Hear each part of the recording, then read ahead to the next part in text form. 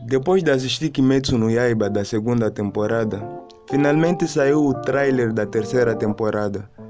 Eu acho que já estava nos planos de sair o trailer da terceira temporada.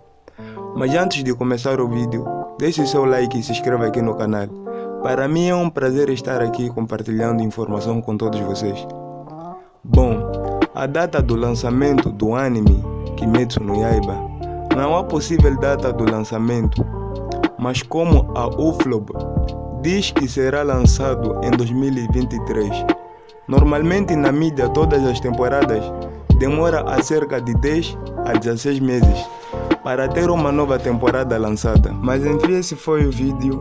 Eu espero que vocês possam gostar e até o próximo vídeo.